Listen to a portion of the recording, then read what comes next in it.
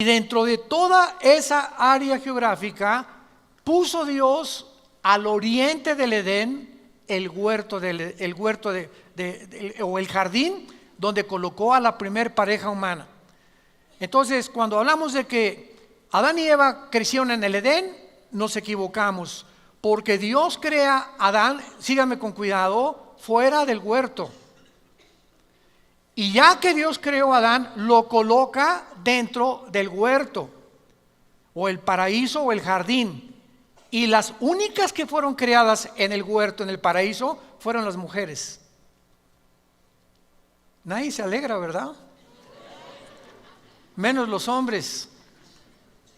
Vean antes en el capítulo 2 del Génesis, versículo 8, y Jehová Dios, bueno, vamos a ver, Jehová Dios plantó un huerto en Edén. O sea, Edén era la zona geográfica. Fíjense cómo comenzamos a estudiar la Biblia detenidamente y nos sorprendemos de cosas que no habíamos notado antes. Por eso esta serie se llama Los Misterios de Dios. Jehová plantó un huerto en Edén al oriente y puso allí al hombre. O sea, Adán fue colocado en el huerto del Edén. No fue creado en el huerto, fue creado en el Edén, o sea, en la zona geográfica. Y ahí puso al hombre que había formado, y ahí hizo Dios nacer los árboles que ya sabemos, del árbol de la vida, los árboles frutales, etcétera, etcétera. Versículo 10. Y de ahí del Edén, o sea, no del huerto, del Edén salía un río para regar el huerto, y de allí se repartía en 4 brazos. El nombre de uno era Pisón. Este rodeaba la tierra de Ávila, donde hay oro. Y el oro de aquella tierra es bueno. Allí también hay también bedelio y ónice. El nombre del segundo río era Gilgón. Este es el que rodea toda la tierra de Cus, o sea, el África. Y el nombre del tercer río Hidekel, que este es el río Tigris.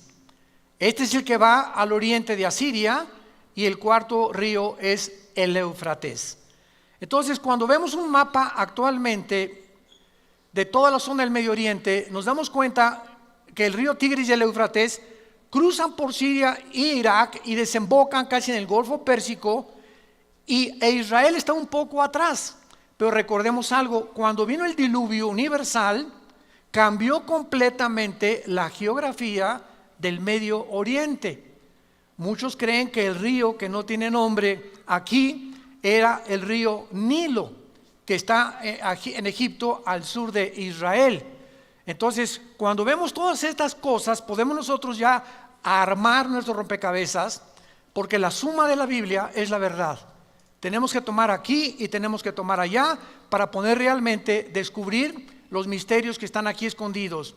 Vayamos rápidamente para comprobar esto al libro de Deuteronomio capítulo 32, Deuteronomio 32, y veamos nosotros en el versículo 8 que la Biblia nos muestra cuando el Altísimo hizo heredar a las naciones.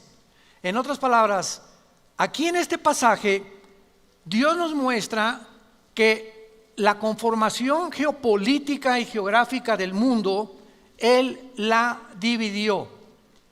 Se cree, ¿verdad? Y está comprobado que los 5 continentes que hay ahorita era un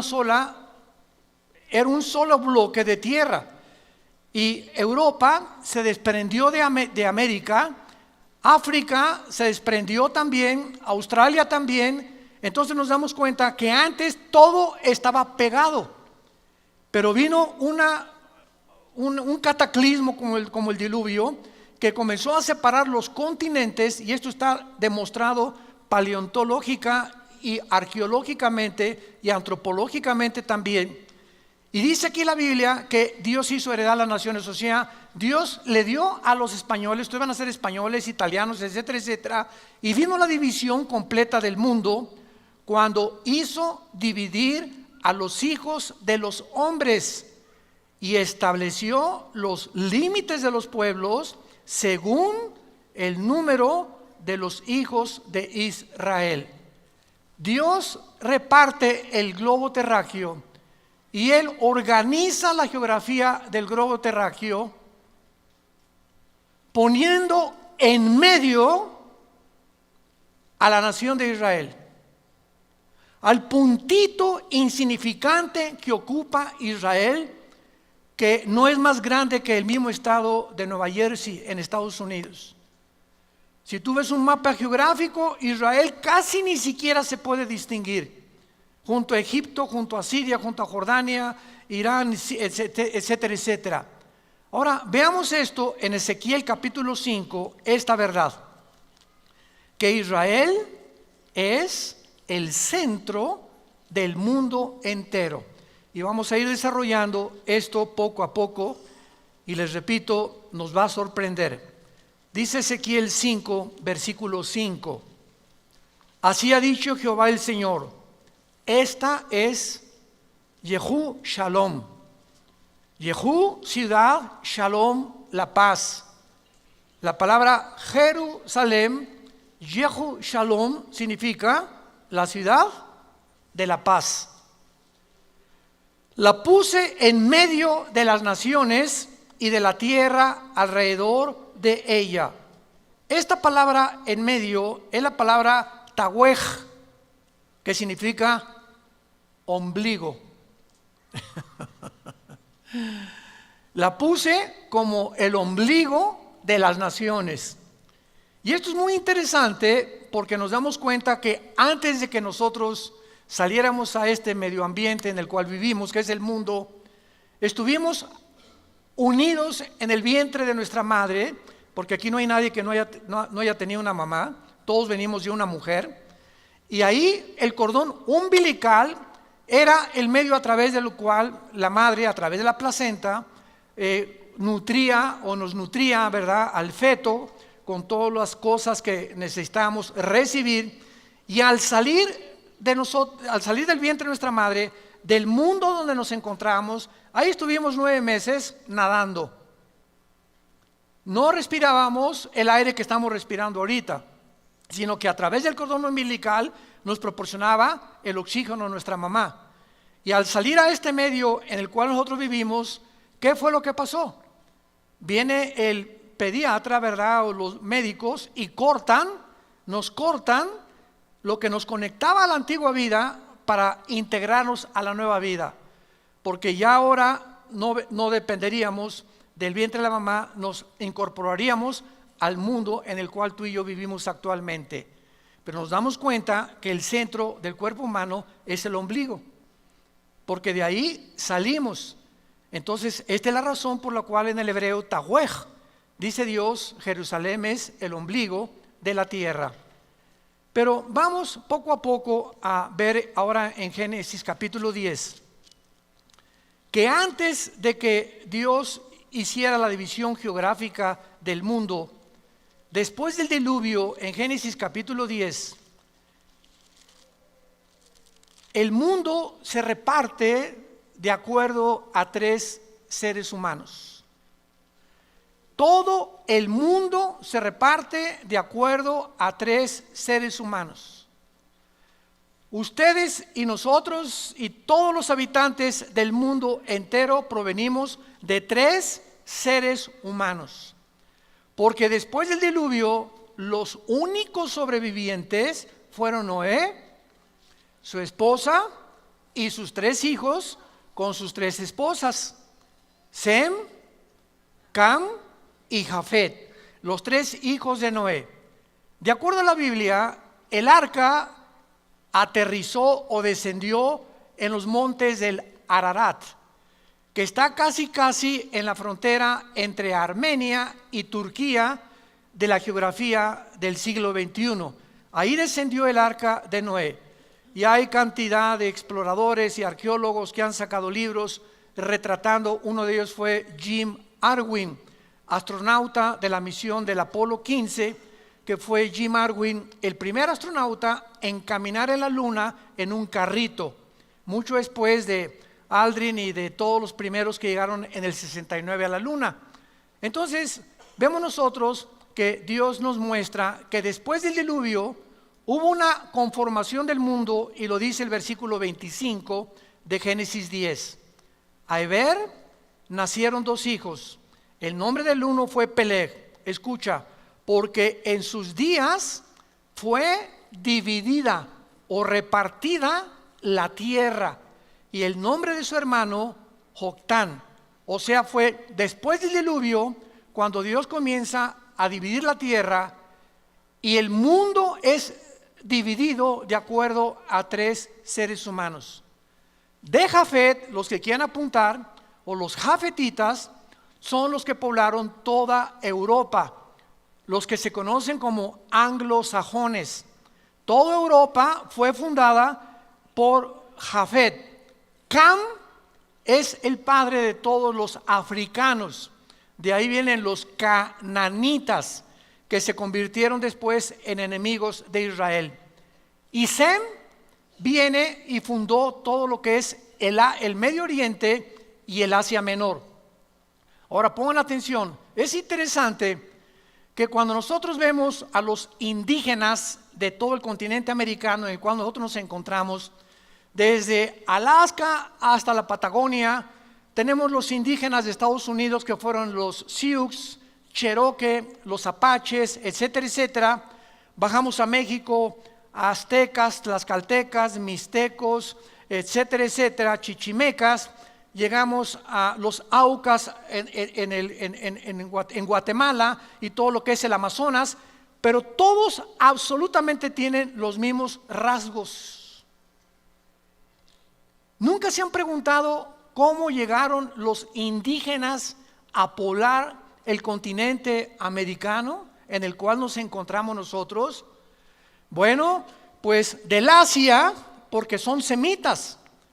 Entonces, el continente americano fue fundado por semitas, ni por Jafet ni por Cam. Los semitas o los asiáticos entraron y cruzaron a este continente por el estrecho de Bering, al norte del continente americano. Ahí pasaron del Asia y comenzaron a fundar desde Estados Unidos, Canadá, hasta abajo, todos ellos poblando. Y por eso todo el continente americano está poblado de raíces indígenas.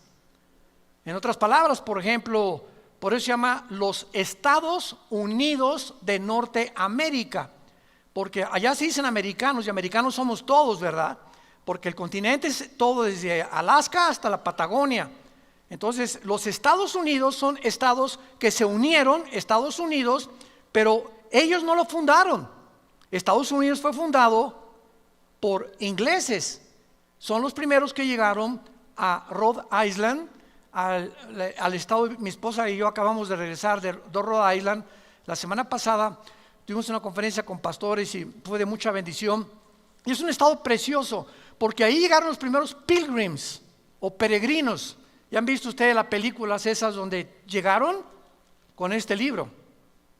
Entonces pisaron tierra americana huyendo del catolicismo que el Vaticano hizo para acabar con todos los que no fueran unidos y no creyeran que solo Roma salva. Huyeron y fue la reina Victoria que comenzó a permitir que huyeran de Inglaterra hacia América y colonizaron en 1625 aproximadamente los Estados Unidos de Norteamérica.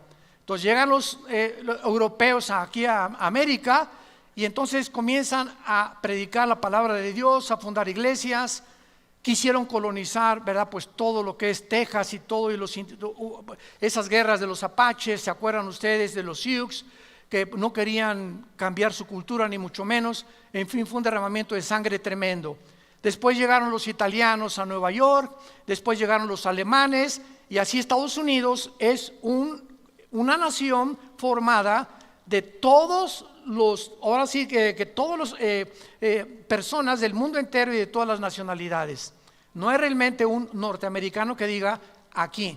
En México sí, en México lindo y querido, hay muchos de ustedes que tienen su ascendencia, ¿verdad?, de la cruza cuando llegan los españoles con Fray Bartolomé de las Casas y se mezclan con las indias que poblaban México. Eran puros indígenas en México y nacen los mestizos.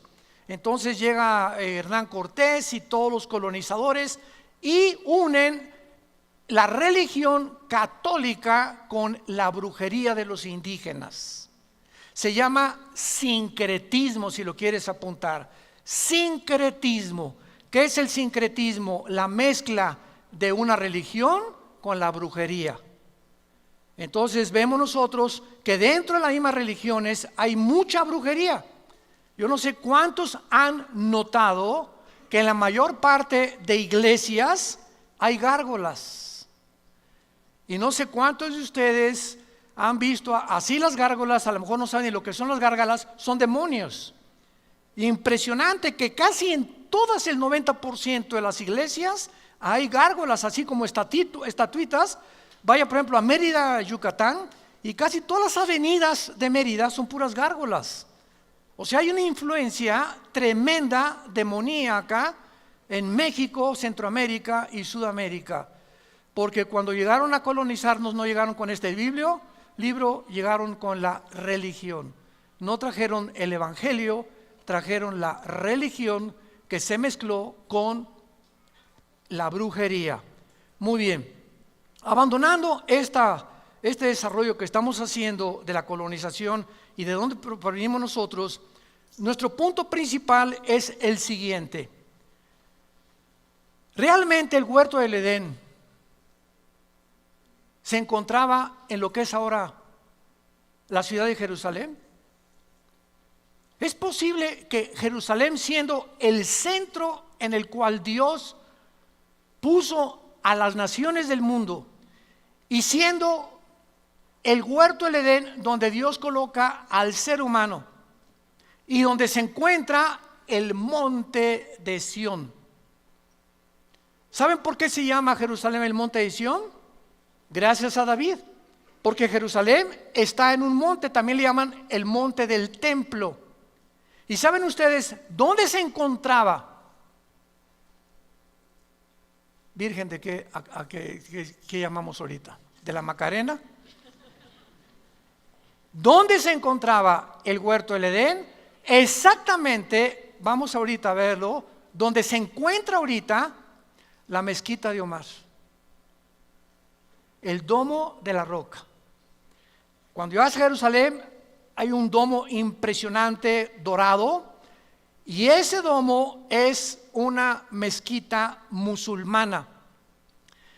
Y debajo de ese domo y de esa mezquita musulmana se encuentra lo que era el templo de Salomón, que reconstruyó el rey Herodes, y que desde el año 70 después de Cristo hasta nuestros días los judíos no han podido hacer sacrificios. Y el judaísmo es una religión de sacrificios.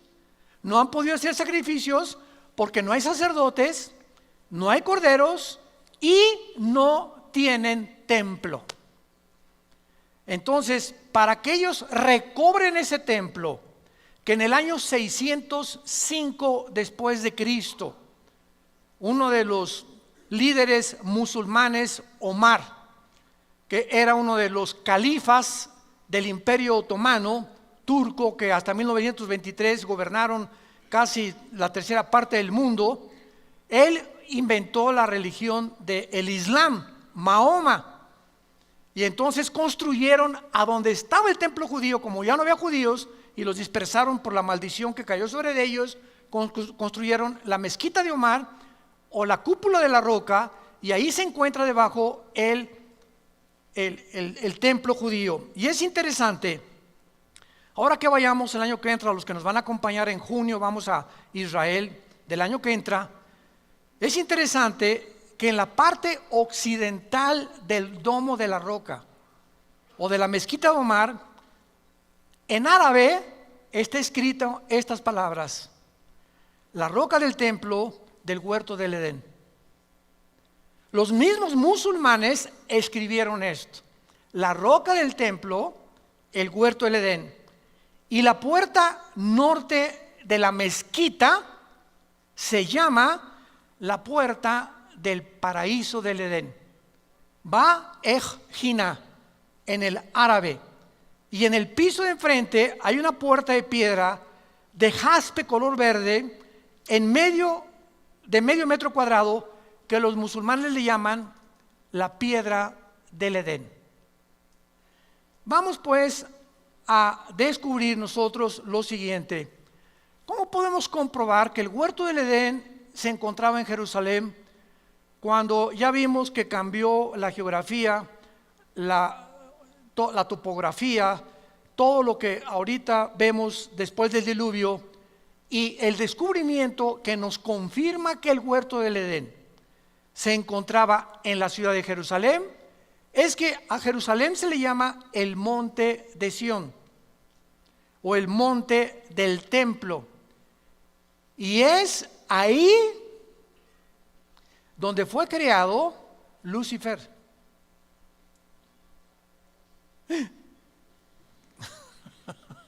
Vayamos a Ezequiel capítulo 28.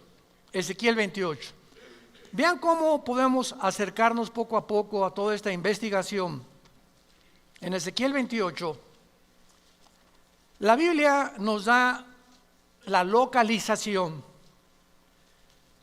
de que antes de que Dios creara a Adán y a Eva, este planeta Tierra, había estado ocupado antes que nosotros. Se le llama el mundo pre-adámico, pero no por seres humanos, porque fuimos nosotros una creación especial de Dios después de los ángeles. Los ángeles se le llama la familia de Dios en el cielo, y la familia de Dios en la tierra es la iglesia, somos nosotros. Entonces, nos damos cuenta que cuando estudiamos la Biblia, Satanás o Lucifer, que era su nombre, el que lleva la estrella o el que porta la luz, su nombre no es Satanás. La palabra Satanás viene del hebreo Satán, que significa enemigo o adversario. Entonces es un título nada más. Licenciado Carlos Vélez. Licenciado es el título, su nombre es Carlos, su apellido es Vélez. Entonces cuando hablamos de Satanás, no es un nombre, es un título, el enemigo de Dios. El diablo no es un nombre. El diablo significa el que acusa, el que calumnia. Son títulos que nos hablan del carácter de Lucifer. El nombre de él es Lucifer, la estrella de la mañana, y vamos a ver por qué. En Ezequiel 28, versículo 12 en adelante, dice: Hijo de hombre, levanta endechas sobre el rey de Tiro, y dile, así ha dicho Jehová el Señor, tú eras el sello de la perfección. Aquí inmediatamente descubrimos que no está hablándole al rey de Tiro, a una persona física, humana como tú y como yo. Y lo vamos a ver más adelante, porque realmente ningún ser humano ha sido creado perfecto como Lucifer lo fue. Entonces, cuando está hablando el Espíritu Santo, nos está mostrando la Biblia que siempre detrás de los gobernantes se encuentran poderes de las tinieblas. Detrás de mucha gente, de muchos brujos, de muchos gobernantes, de muchos artistas, de muchos músicos, de muchos políticos, de muchos cantantes, se encuentran otras entidades espirituales que los están usando en el mundo. Y la mayor parte de los seres humanos no descubrimos ni nos damos cuenta y creemos, por ejemplo, ¿verdad?, que esa persona como un Hitler, ya los mismos estudiosos, psicólogos y psiquiatras que han estudiado la persona de Hitler saben que no era una persona normal, que había una fuerza extraña. Los mismos que se acercaban a Hitler sentían algo diabólico en él, y la Biblia nos muestra claramente que, pues claro, era un personaje completamente controlado por demonios. Más bien le ganaba al Gadareno, porque el Gadareno tenía 5,000 demonios y Hitler lo gobernaba un principado, un jefe de los demonios. Entonces la Biblia nos muestra también, ¿se acuerdan de Pedro? Que Cristo comienza a hablarles: es necesario que el Hijo del Hombre sea entregado por los ancianos, los líderes, los escribas, que muera, que sea crucificado y resucite al tercer día. Y en ese momento Pedro se acerca y le dice: no, Señor, no te acontezca tal cosa. Y se voltea a Jesús y le dice: aléjate de mí, Satanás. En ese momento algo estaba ocupando las cuerdas vocales del apóstol Pedro. Bueno, no era apóstol todavía, pero estaba tratando Satanás a través de Pedro hacer que Cristo no llegara a la culminación de su misión. Entonces, así nos vemos claramente que muchas veces demonios y principados operan en los seres humanos. Y para que nosotros podamos tener la capacidad de distinguir o de sentir en el espíritu como una parábola. Hay personas, ¿verdad?, que cuando un cristiano vive cerca de Dios y tiene la comunión con Dios continua, te da a Dios el discernimiento espiritual. La palabra discernir significa distinguir entre lo bueno y lo malo, entre lo que es de Dios y lo que no es de Dios. Ahorita vemos la televisión y el mundo entero está lleno de predicadores falsos, de profetas falsos, de apóstoles falsos, y la gente, amén, amén, amén. La mayor parte de la gente no distingue en verdad ni siquiera como esa persona. Y dices, pero ¿cómo le puedes creer a esa persona, no? ¿Cómo es posible que puedas aceptar lo que él está predicando, que está violando la palabra de Dios? Porque no tienen discernimiento espiritual y el domingo ni la Biblia traen a la iglesia. Y dice 2 Tesalonicenses 5, van a ser engañados. Y dejemos que aparezca el anticristo para que entonces el engaño se multiplique mucho más. Entonces aquí el Espíritu Santo le está hablando a Lucifer. Y vamos a ver por qué. Versículo 13, en Edén. O sea, el rey de Tiro nunca estuvo en el Edén. En Edén, en el huerto de Dios. Edén es la zona geográfica. El huerto es el jardín que Dios colocó para probar a la primer pareja humana. Ahí dice la Biblia que estuvo Lucifer. Ahí estuviste. De toda piedra preciosa era tu vestidura. La palabra merucá en el hebreo, vestidura, no es ropa, es cabañas o lugares de habitar. En otras palabras, el huerto del Edén de Adán y Eva eran frutas, árboles deliciosos, agua cristalina, era un bosque impresionante, ¿verdad?, de belleza, guacamayas, me imagino, y todo así bonito, flores por todos lados. Era un jardín hermosísimo con manzanas, con almendras, etcétera, etcétera. El huerto del Edén, antes que nosotros, era un lugar de piedras preciosas, de puros metales, de puros metales. Y cuando dice la Biblia que donde Satanás habitaba era cornerina, topacio, jaspe, crisólito, berilo, ónice, de zafiro, carbunclo, esmeralda, oro, etcétera, etcétera, son las mismas piedras preciosas que usaba el sumo sacerdote de Israel cuando Dios diseña el tabernáculo, y tenía aquí en el pecho, se llamaba el efod. El sumo sacerdote entraba al lugar santísimo en el Antiguo Testamento y entraba con 12 piedras preciosas, 4, 4 y 4. Eran 3 hileras de piedras y son estas que menciona aquí. Esto es interesante. ¿Por qué Dios relaciona las piedras preciosas del Edén con las piedras preciosas del sumo sacerdote? Ya cuando desaparece ese Edén y ahora es un paraíso que ya tampoco existe, ¿por qué lo relaciona con las piedras del sumo sacerdote? Esto nos habla que Lucifer fungía y tenía el oficio del sumo sacerdote en el cielo. Vamos con mucho cuidado. Pregunta, ¿pero cómo si no había pecado podía haber un sacerdote? Porque la palabra erios en el griego, sacerdote, significa el que intercede por otra persona. Es lo que significa la palabra sacerdote. Y ahora ya no tenemos nosotros a ningún sacerdote. Ahora nosotros somos sacerdotes cuando recibimos a Cristo, porque ahora yo puedo orar por mis hijos, puedes orar por otra persona ante Dios sin el intermediario de ninguna otra persona.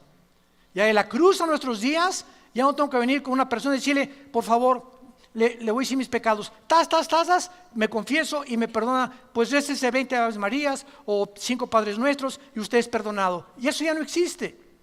Ahora nuestro sumo sacerdote es Jesucristo. Y Él es el que está intercediendo por nosotros.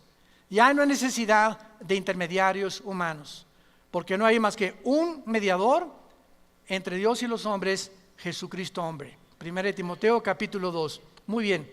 Entonces, esta era la habitación de Lucifer.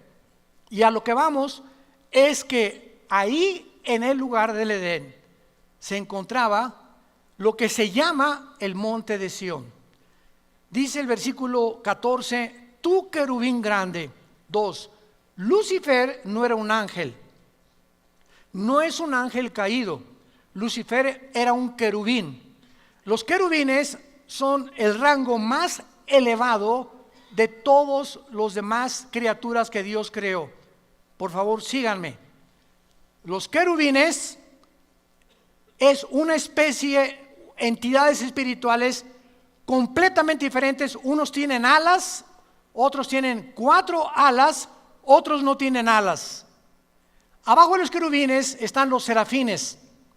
Isaías capítulo 6 del 1 al 4, que están y no bajan a la tierra. Día y noche están santo, santo, santo.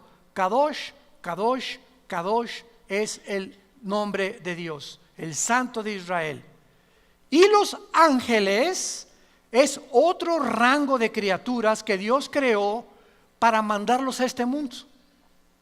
La palabra malak en el hebreo y angelos en el griego significa mensajero. Entonces la palabra ángel significa mensajeros. Los querubines no son mensajeros, ni tampoco los querubines, ni los serafines. Todos los ángeles son mensajeros, como Gabriel, que es el correo de Dios, el que se le apareció a Daniel en Daniel 10, el que le dijo a María, María, el Espíritu Santo te cubrirá y el santo ser que está formado aquí en tu vientre no es la obra de José.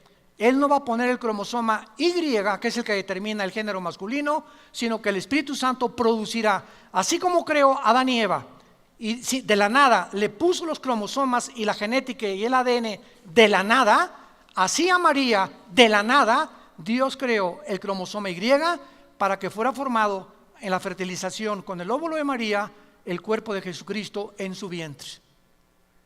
Entonces esto es muy importante para que nosotros podamos distinguir claramente las clases y los rangos de criaturas que la Biblia menciona. Ahora muy bien, tú querubín grande protector, ¿protector? ¿Qué acaso antes de que, porque aquí todavía no caía, más adelante ya sale su caída, ¿de qué protegía? Querubín, ¿por qué ejercía las funciones del sacerdote del Nuevo Testamento? Simplemente porque cuando Dios creó a los ángeles y a los querubines y a los serafines, Dios los creó con la misma capacidad que nos creó a nosotros, con la capacidad de que ellos pudieran algún día hacer una elección entre el bien y entre el mal. Oiga, pero si el mal no existía, no existía. Porque cuando Adán y Eva fueron creados con la naturaleza pecaminosa. No, ¿verdad? Adán y Eva no fueron creados con pecado. No había una naturaleza pecaminosa. Y estando una naturaleza sin pecado, pecaron. Esos mis teólogos. ¿No se han empachado? Bueno, seguimos. Cristo, cuando fue también formado en el vientre de María, nació sin una naturaleza pecaminosa. Así fueron creados los ángeles también, porque Dios no es el creador del pecado. Pero los ángeles tenían la opción, como la tuvo María, como la tuvo Jesucristo, de haber escogido resistir la tentación o rechazar la tentación. El único que la venció fue Jesucristo. Pero los ángeles tuvieron la oportunidad. Lucifer entonces cuidaba el atrio santo en el cielo, porque la Biblia dice que hay un templo en el cielo, donde lo dice todo el libro de Apocalipsis. Dice la Biblia, se abrió el cielo y dice Juan, vi el templo de Dios. O sea, no es una iglesia como con construcciones, ni con una cruz, ni mucho menos, ¿verdad? El lugar de la habitación de Dios, donde Dios es adorado por millones de millones de millones de millones de criaturas angelicales.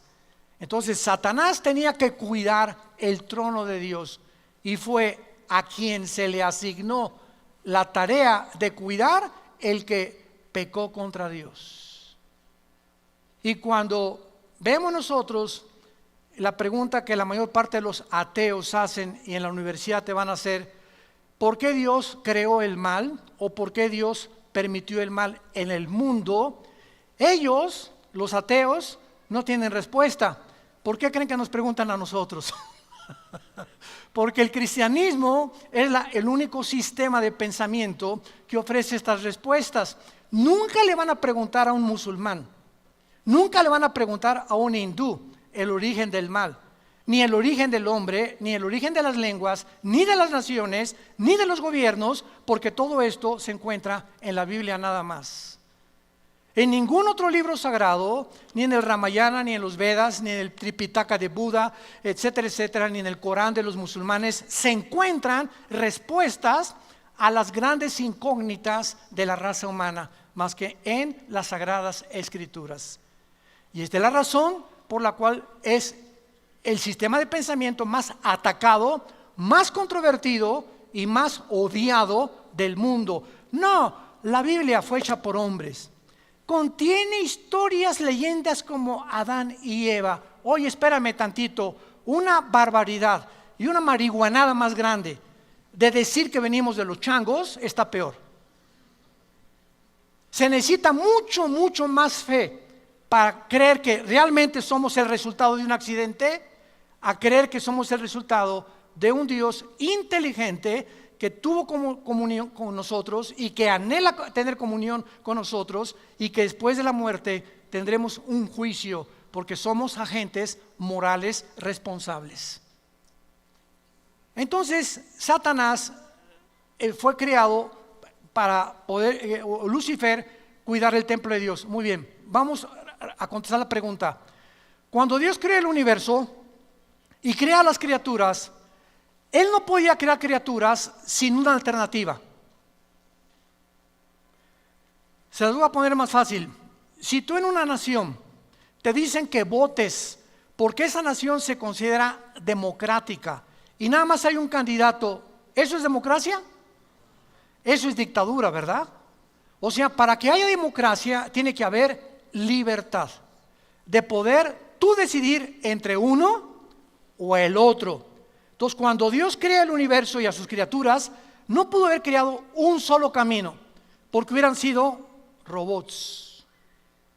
Dios permite la otra opción, el otro camino, para que ellos pudieran escoger libremente, escoger ese camino o escogerlo a Él. Y eso es lo que nos hace agentes morales responsables de nuestras acciones. Como dijo Agustín de Hipona, el teólogo de la Iglesia Católica en el siglo III después de Cristo, si Dios hubiera creado un mundo donde no hay mal o donde no hubiera existido el mal, hubiera sido un mundo de robots. Era muy fácil que Dios nos creara como con cuerda, ámame, ámame, ámame, pero a Dios le agradó permitir que pudiéramos escoger el otro camino. Y esta es la razón por la cual había la capacidad en los ángeles, creados perfectos, como en Adán, creado perfecto, como en Cristo, nacido perfecto de María, la capacidad de que pudieran enfrentar tentaciones para probar realmente si servían a Dios. Y esta es la razón por la cual daremos cuenta algún día de nuestras acciones. Ahora, claro que ¿sabía Dios que Adán y Eva iban a caer? Claro. ¿Sabía Dios que Lucifer iba a caer? Claro que lo sabía. Dios es omnisciente. Entonces, ¿por qué lo creó Dios? ¿Y por qué si Adán y Eva Dios sabía que iban a crear? Pues ¿para qué les pone la tentación? Porque esta era precisamente la prueba por la cual nosotros tenemos que responder. ¿Por qué si tu maestro te dice, Pepito va a reprobar el tercer año? Y entonces, ¿para qué me hace la prueba? Precisamente para demostrar que vas a reprobar y que fuiste un mediocre durante todo el año. Nunca quisiste estudiar ni pagar el precio. Entonces, yo sé que tú vas a reprobar simplemente por la forma en que tú te conduces. Y fue por lo que hizo Dios a Judas también. Imaginémonos a Judas en el juicio. Oye, ¿para qué me creaste si dice la Biblia que yo era el que iba a entregar a tu hijo? Es más, dice Judas, por favor, reconózcanme, si yo no traiciono a Jesús, ustedes no hubieran sido salvados. Porque gracias a que yo lo traicioné, entonces Jesús pudo morir por nosotros. Pero si yo no lo traiciono, Cristo no muere en la cruz. ¿Se fijan esta línea de lógica, aparentemente lógica? ¿Saben quién pensaba de esta manera? Un ateo italiano llamado Giovanni Papini.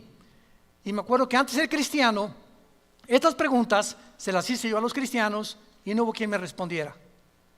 Y por eso persistí en mi ateísmo, porque yo exigía respuestas lógicas, razonables, que me hicieran pensar y me hicieran calcular exactamente lo bueno y lo malo y lo que iba a estar de por medio.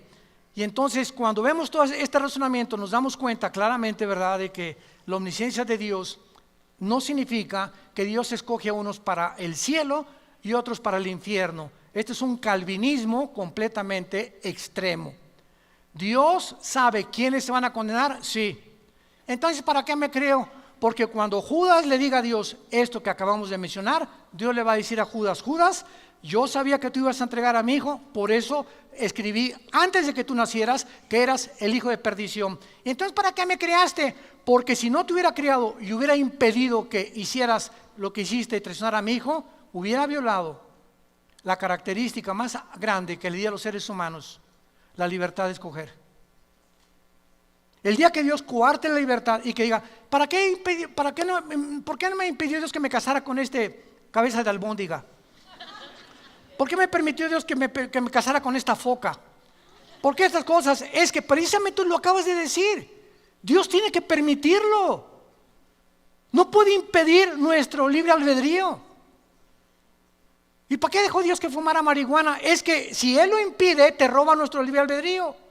Y esto es lo que vamos a dar cuentas, precisamente de esto. ¿Por qué Dios me permitió que fuera alcohólico? Es que el alcoholismo no es una enfermedad, es una decisión. ¿Por qué permitió que naciera homosexual? No hay tal gen homosexual. Dr. Francis Collins, presidente del genoma humano, lo acaba de declarar. No hay un gen que pueda justificar a una persona para que sea homosexual. Es una decisión que tú tomas libremente y que nadie te lo impide si ese es el camino que quieres tomar y Dios te deja que la tomes. Entonces, esta es la razón por la cual hay un juicio.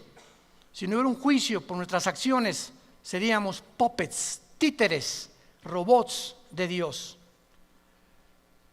Y lo que nos concierne en Ezequiel 28:14 es después de que se le menciona como querubín grande, protector. Escuchen lo que dice: te puse en el santo monte de Dios.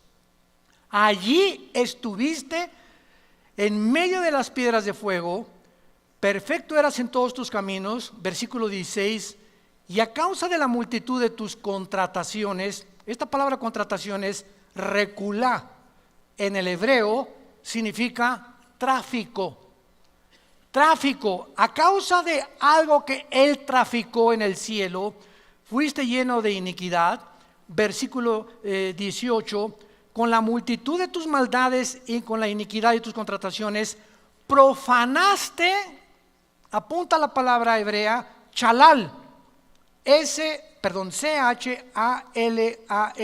como suena, chalal, que significa prostituir o traficar sexualmente. Te prostituiste. Un tipo de tráfico entre los ángeles. Y profanaste tu santuario. O sea, te saliste del orden en el cual yo te había creado. Y por alguna razón misteriosa, la tercera parte de los ángeles se fueron con él. Dejaron el cielo y se fueron con él. Fueron creados en la tierra, subían al cielo y bajaban al cielo, y todavía Satanás tiene acceso al cielo, pero dice la Biblia, te arrojaré en la tierra. Y aquí fue el lugar donde Dios decidió que Lucifer creciera. Y la paleontología, la antropología, la arqueología nos dan testimonio, señores científicos que nos escuchan, de que construcciones como las pirámides de Egipto, de Giza, las de Stonehenge en Inglaterra, los mayas, ¿quién les dio a estas personas humanas hace 4, 5, 6 mil años el conocimiento, sin calculadoras, sin telescopios, sin ningún aparato moderno que tenemos, para poder haber hecho esas pirámides que a través de 4,000 años, el sistema de impermeabilización que tienen, ni siquiera el medio ambiente, ni la erosión del viento, ni la lluvia ha podido penetrar y cargar esas piedras humanamente de 12, 15 toneladas, las de Machu Picchu en Perú? Entonces, Discovery Channel, National Geographic, los extraterrestres. Fuimos visitados por extraterrestres, y es más, hasta tenían las escafandras, como etcétera, etcétera, porque ahí están pintados por todos lados. Y venimos a la Biblia. Esto fue la razón por la cual escribí el libro que acabo de escribir, La invasión de los ángeles caídos. Se los recomiendo, ahí explico todo claramente, para que vayas con tu maestro así y le hagas aquí, mire, aquí están sus extraterrestres, maestro. Eso es lo que el mundo llama que una influencia extraterrestre son ángeles caídos. Son los ángeles que tienen la capacidad de materializar la energía. Y el cristiano ni siquiera ha podido descubrir el poder de la materialización de los ángeles, y que son interdimensionales, que pueden estar en una dimensión los ángeles, en otra dimensión pueden entrar a nuestra dimensión de 4 dimensiones, pueden hacerse visibles, pueden comer con nosotros, pueden tomar forma humana como nosotros. Dice Hebreos 13 que muchos han comido o han hospedado ángeles sin que tú te des cuenta, porque tienen esta capacidad. Según de Corintios 11, Satanás se disfraza como ángel de luz. Nunca, dice un dicho, si tú quieres realmente en una reunión saber quién está influenciado por Satanás, es la persona que menos te esperas.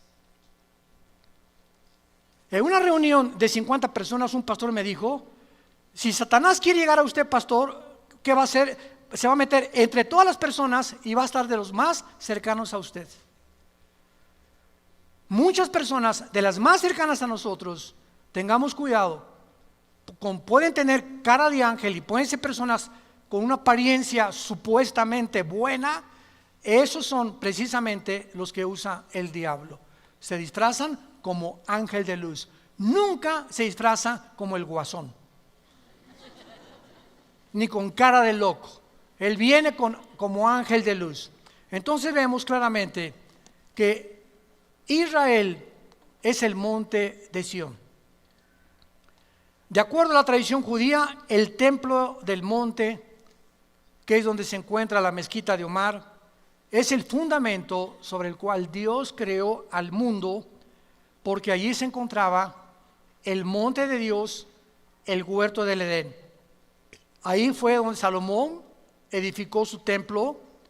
Ahí se le apareció en el monte de Sión a David.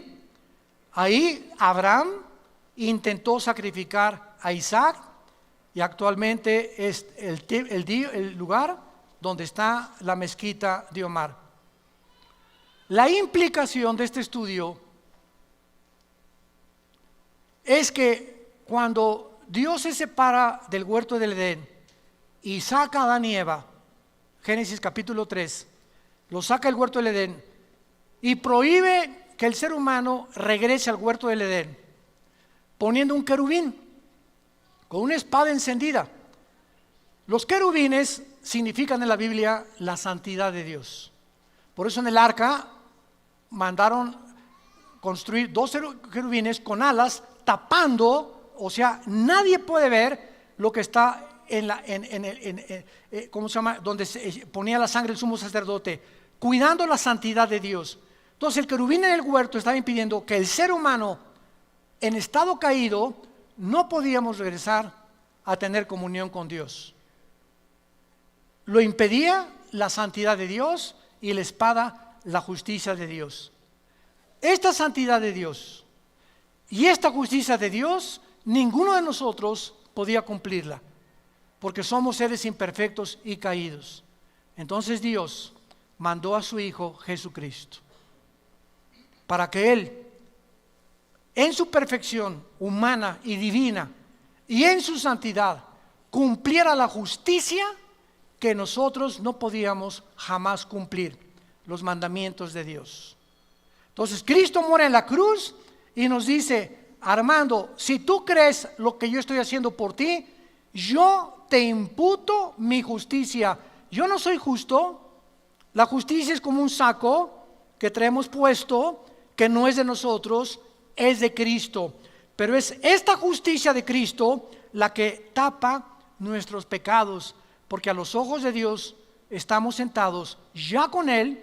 Efesios capítulo 3, estamos ya sentados con Cristo y ya Dios nos ve sin pecado. Esto se llama la posición del cristiano. En la experiencia seguimos pecando, pero gracias a la sangre que es tan fresca como hace 2000 años, la seguimos aplicando todos los días a nuestra vida.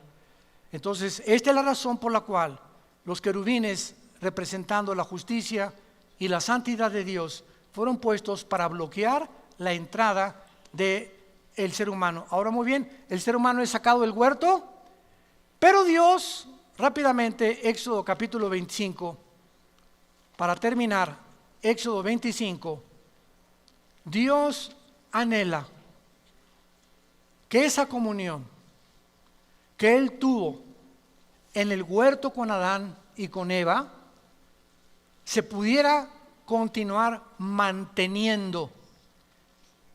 Pero como el ser humano no podía cumplir esa justicia y esa santidad hasta la cruz, le dio órdenes a Moisés: constrúyeme un lugar donde yo habite y donde nadie puede entrar más que un sumo sacerdote, una vez al año, que se llamó el tabernáculo. Pero veamos la razón por la cual Dios lo hizo. Versículo 8, Éxodo 25, 8. Harán un santuario para mí y habitaré en medio de ellos. ¿Cuál fue el propósito del tabernáculo en el desierto? Que Dios quería seguir morando en medio de nosotros. Entonces el pueblo venía con los sacrificios y ofrecían el sacrificio, y por un año sus pecados les eran perdonados. Y cada año sacrificios y sacrificios, sacrificios, hasta la cruz de Cristo, el sacrificio perfecto. Y ahora, después de Cristo, this fragile feeling, a constant ache in my chest, like a glass heart beating, longing for a place to rest. Tired of masks, curated facades we show, yearning for a connection, someone to truly know. But the world keeps spinning, a dizzying, vibrant blur, and I'm holding on tight, trying not to fall further. Lost in the digital noise, searching for a signal clear. Can anybody hear me? Is there any solace here? Swiping through the emptiness, a kaleidoscope of lies, empty promises and filtered skies. Is this what it means to be alive in this digital age? Trapped in the reflection of our own self-made cage. This fragile feeling, a constant ache in my chest, like a glass heart beating, longing for a place to rest. Tired of masks, curated facades we show, yearning for a connection, someone to truly know. But the world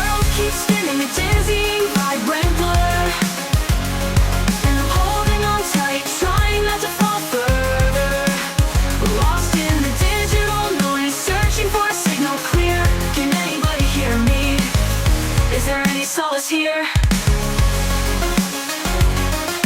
Maybe the solace is within my own reflection, finding the strength to shatter this digital deception, to embrace the cracks, the flaws, the beauty unforeseen, and build myself up.